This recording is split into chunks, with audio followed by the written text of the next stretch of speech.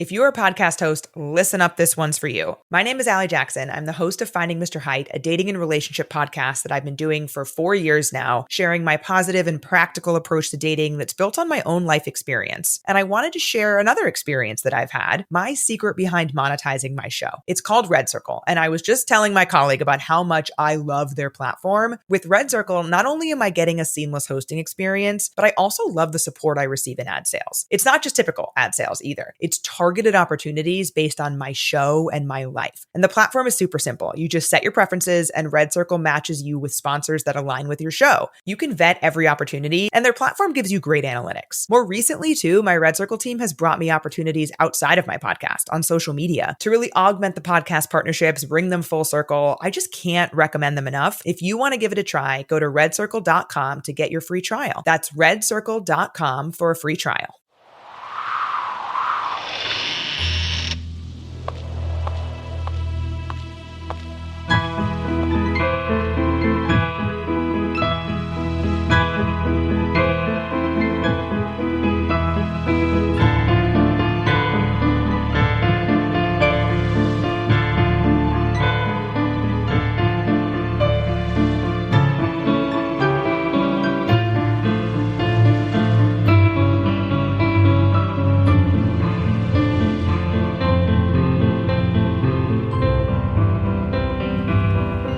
Things with Wings Productions presents Episode 10 of the Skylark Bell Wingspan.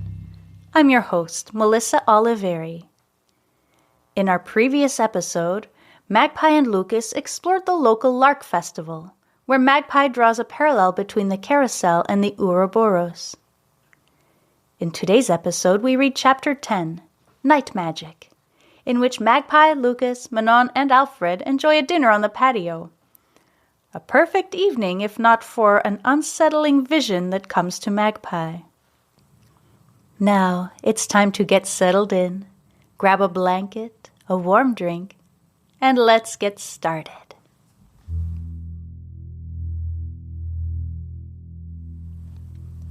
Oh, Lucas, everything looks absolutely perfect, breathes Magpie, stepping back to admire their handiwork. They've spent most of the day turning the very ordinary patio at Carnifex house into a small outdoor haven. Lucas worked all week building flower boxes that are now overflowing with pink and yellow blooms. Then he and Magpie installed rows of string lights above the patio. Magpie found an outdoor lounge set on sale at Craig's Odds and Ends and recovered the cushions with yellow fabric to match the flowers. Manon and Alfred gifted them a pair of rocking chairs, which Lucas repainted a cool, dusky shade of green. One last thing, says Lucas, bringing over a small fire pit and a bundle of firewood. The nights are getting cooler now. I thought this would make a nice addition, he explains. Genius, nice work, says Magpie. Bonjour, they hear Manon's voice drifting on the wind as she and Alfred come walking through the field from the caretaker's cottage. Alfred, is that a guitar? Asks Magpie, greeting them both warmly with a hug and traditional kiss on each cheek. I made him bring it. He'll never admit it, but Alfred is a wonderful musician, says Manon. Lucas, this is phenomenal craftsmanship, says Alfred, taking the attention off himself by focusing closely on Lucas's flower boxes. Thank you. I've never really built anything like this before. They turned out better than I thought they would, says Lucas. You're being modest. You're a natural. I have seen men with far more experience build things of far lesser quality, says Alfred, giving Lucas a friendly pat on the back. I've got desserts and drinks ready to go. Please make yourselves comfortable, says Magpie, gesturing toward the couch. Alfred and Manon sit next to one another, taking in the beauty of the small outdoor oasis. Do you need a hand bringing things out? Asks Lucas. Nope.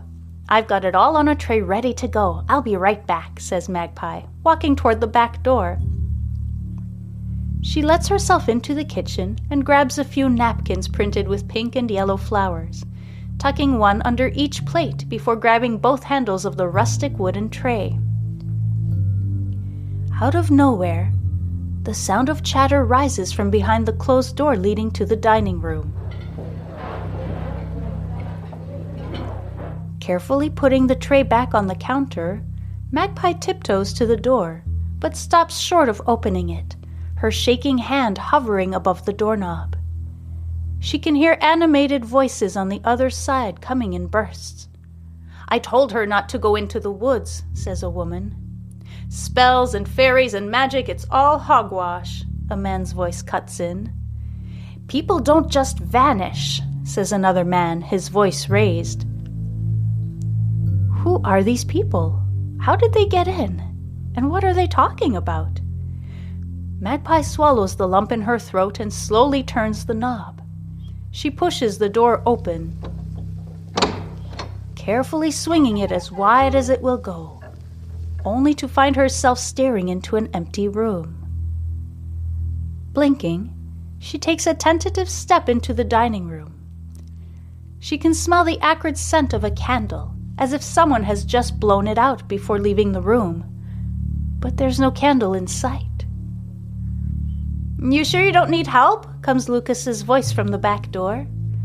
Magpie comes scurrying back into the kitchen and grabs the tray.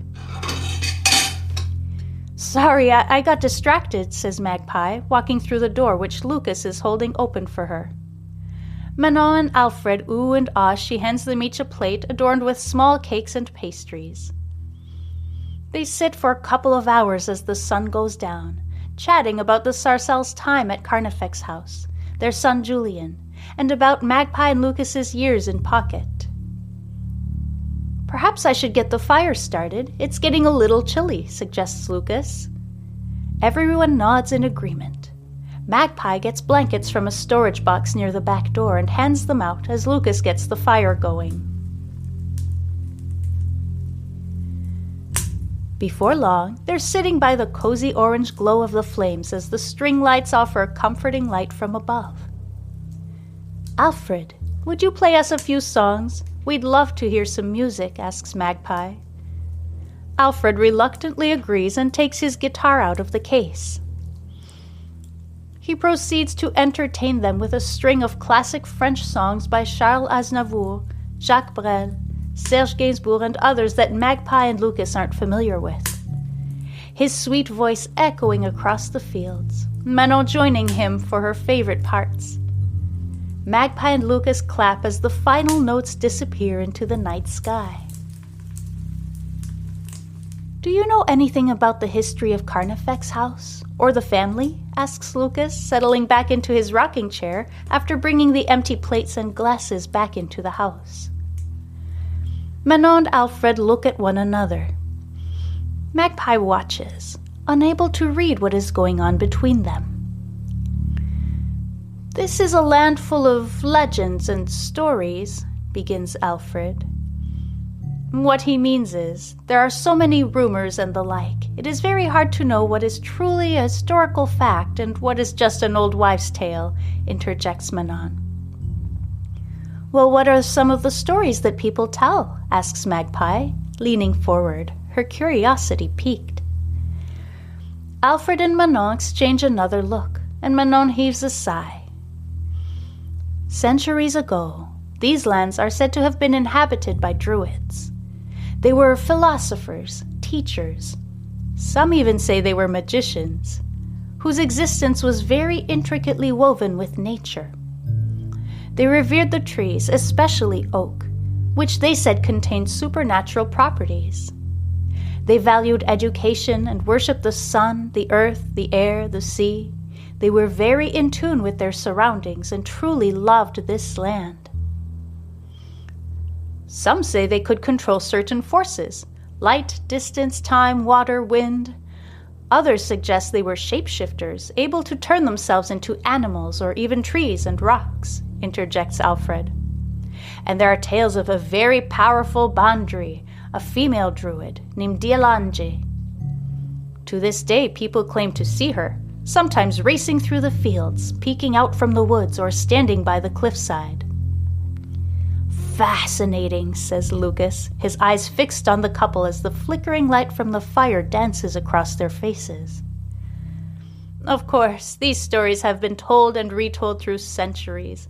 There haven't been druids on this land since the Romans came, so it is very likely that their lives have been misrepresented, their powers embellished and romanticized, concludes Manon, smiling. I love that idea, though, of being completely in tune with the natural world that surrounds us, says Magpie dreamily. I wish I had magical powers and could control the wind and sea or turn myself into a wild animal, says Lucas, childlike excitement in his voice. Once again, Manon and Alfred exchange a glance. Sometimes powers like those are not all they're cut out to be, she says quietly. Well, it's getting late. We should get going, says Alfred, clapping his hands on his knees. He stands and reaches for Manon's hands to pull her up from the couch. Thank you so much for the beautiful evening. We are so thankful that you are both here, adds Manon, a genuine look of gratitude on her face. The feeling is mutual, says Lucas. Magpie stands next to him, nodding in agreement. They wish one another good night, and the Sarcells start walking back through the field into the night, headed toward the caretaker's cottage. Magpie and Lucas stand on the little patio, watching the glowing embers in the fire pit as they fade and give way to darkness. Thank you so much for listening. Join me next week for Wingspan Chapter 11, The Skylark Bell, where Magpie returns to the Lark Festival with Manon and has a bizarre and terrifying experience. Before I go, I'd like to thank Phaeton Starling Publishing for this fantastically eerie story, as well as Cannell for composing eerie mood-setting music for this podcast. If you're enjoying this story, please consider leaving a rating or a review. They're both greatly appreciated. You can also follow the Skylark Bell or myself, Melissa Oliveri, on social media. All necessary links are in the show notes.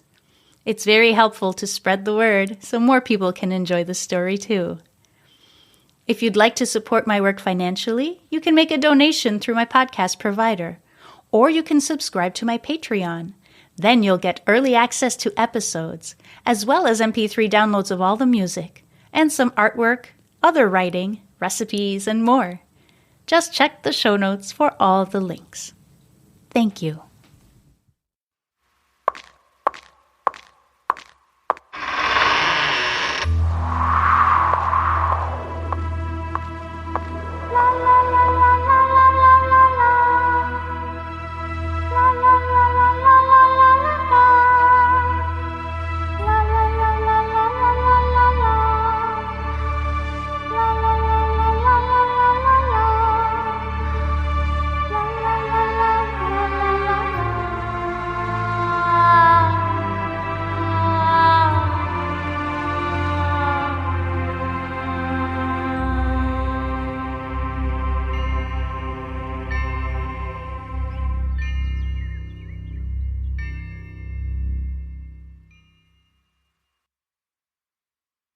If you're a podcast host, listen up, this one's for you. My name is Allie Jackson. I'm the host of Finding Mr. Height, a dating and relationship podcast that I've been doing for 4 years now, sharing my positive and practical approach to dating that's built on my own life experience. And I wanted to share another experience that I've had, my secret behind monetizing my show. It's called Red Circle, and I was just telling my colleague about how much I love their platform. With Red Circle, not only am I getting a seamless hosting experience, but I also love the support I receive in ad sales. It's not just typical ad sales either. It's targeted opportunities based on my show and my life. And the platform is super simple. You just set your preferences and Red Circle matches you with sponsors that align with your show. You can vet every opportunity and their platform gives you great analytics. More recently too, my Red Circle team has brought me opportunities outside of my podcast on social media to really augment the podcast partnerships, bring them full circle. I just can't recommend them enough. If you want to give it a try, go to redcircle.com to get your free trial. That's redcircle.com for a free trial.